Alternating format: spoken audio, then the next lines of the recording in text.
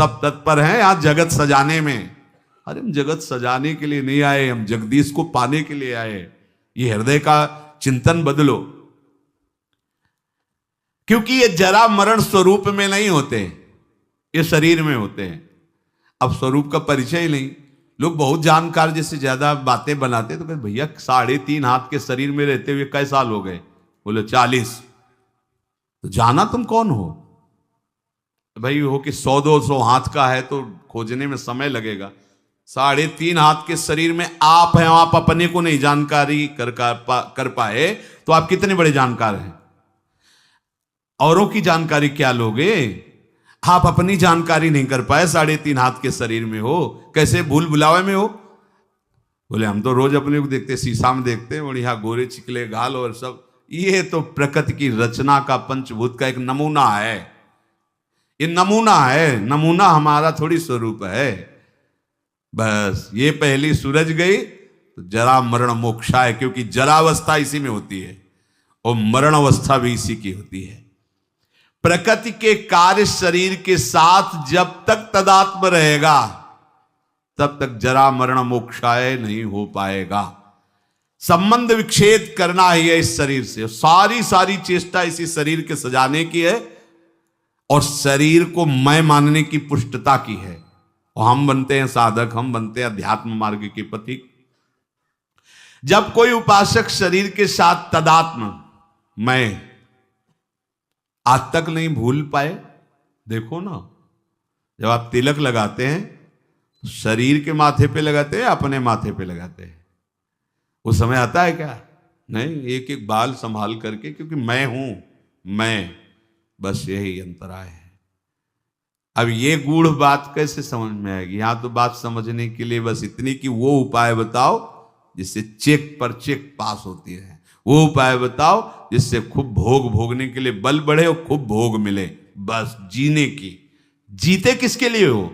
इसका उत्तर नहीं, इसका उत्तर नहीं। किसके लिए जी रहे हैं? भोगों के लिए जी रहे हैं, भोग भोग रहे हैं, जीने के लिए। बस इतना ही क्रम है मूढ़ता का।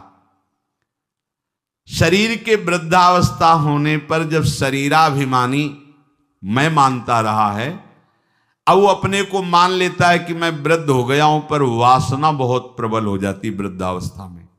पहले हमको ये भ्रम था कि ये जितने विकार हैं जवानी के हैं, इसके बाद शांत हो जाते होंगे। फिर बाद में अन्य वृद्धजनों से बात करके और शास्त्रों से पता चला कि यदि 40-45 की अवस्था, पूज्य पंडित श्री गया प्रसाद जी की वाणी, 40-45 वर्ष की अवस्था तक आपने अपने विकारों पर विजय प्राप्त नहीं की तो आगे और भयंकर रूप धारण कर लेंगे। और वृद्धावस्था में तो ये ज्वलंत, लोग कहते जवानी में विकार ज्वलंत होते, नहीं, वृद्धावस्था में होते, क्योंकि अब उसकी दुर्गति करवानी है ना। अंदर विकार भरे होते हैं और शरीर भोग लायक नहीं होता, बस मिटिया मिट, वो मलिन विचार उसके आगे बढ़ने नहीं देते। ये देखो कैसे जरा मरण मोक्षाय हो पाओगे। अभी से सुधार करो, आज से सुधार करो। एक आए थे हितधाम में, वो आप लोग जानते हैं उनको, उन्होंने कहा कि हम विरक्त वेश लेना चाहते हैं। दोनों पति पत्नी सब कार्य निवृत्त हैं और हाँ ठीक है, अच्छा है, चौथापन है, विरक्त भाव होकर वृंदावन बास, वो फ्लैट भी खरीद लिया। हमका ठीक है, आप ऐसा कर सकते हैं, अच्छा है, जब जागे तभी मंगल, आप जो आयु बची वृंदावन वास करते हुए भजन करो। पर हमारे यहाँ पर सिद्धांत है कि रज के पात्र में पाया जाता है और कोशिश करे कि जमीन में ही आसन लगाकर शयन करे। बहुत संसार के तो सब भोग आप भोग ही लिए, और दोनों अलग अलग आसन पर लेटना। वो रुक गए, उनका अलग अलग आसनों पर। हम कहा हाँ, ये विरक्त होने पर तो फिर यही होगा ना, मतलब अलग अलग आसनों पर।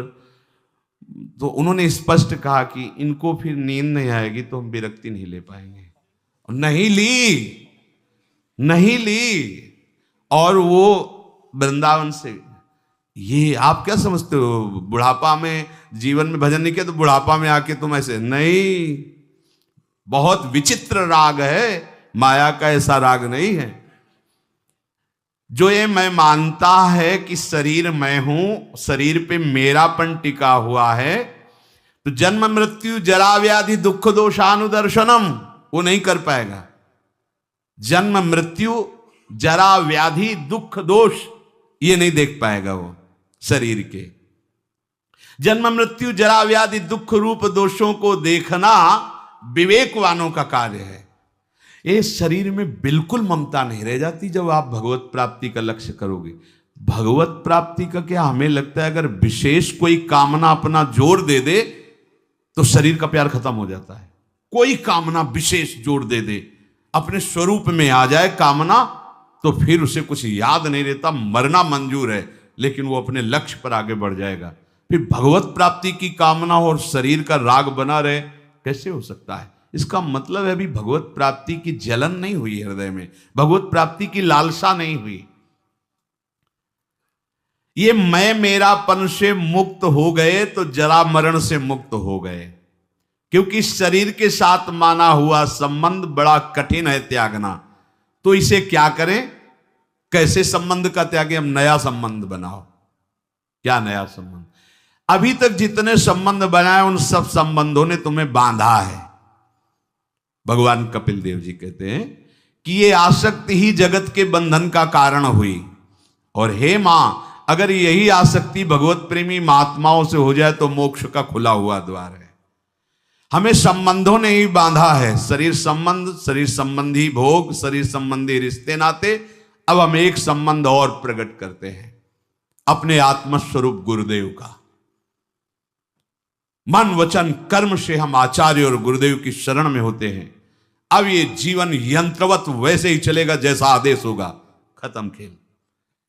देह भाव कब नष्ट हो गया आपको पता नहीं चलेगा। जिन वैराग्य की सीढ़ियों को लांघना विवेक के द्वारा बहुत कठिन पड़ता, बड़ा लंबा समय जाता, छोटी छोटी अवस्था में कोई ज्ञान नहीं है, उन वैराग्य की सीढ़ियों को आगे लांघते हुए निकल गए गुरु कृपा पात्र जन। हम अगर ये संबंध मान ले, प्रथम ही से वह गुरु के चरण, जिन या धर्म कहो सब करन, नाम प्रताप बताइयो। आप इस चाल को समझना, ये मन बुद्धि इस बात को स्वीकार नहीं करते हैं। एक गुरु का संबंध केवल एक व्यवहार मात्र कर लेते हैं। गुरु मानने वाले लाखों हैं, लेकिन गुरु की मानने वाले अंगुलियों में गिने जा सकते हैं। अपने मन वचन कर्म से ये ठान लो कि अब मेरा जीवन बिक गया, कोई अस्तित्व नहीं। गुरु ने नाम देकर मंत्र देकर खरीद लिया है, अब वो जैसा चाहेंगे वैसा चलेगा। ये सब ठीक हो जाएगा, सब ठीक हो जाएगा। जितने भी महापुरुष हुए हैं सबने गुरु महिमा का गान किया है। बिना गुरु कृपा के इस मैं और मेरापन से हटना बड़ा कठिन होता है। घूम घूम करके छाया रहता है। देख लो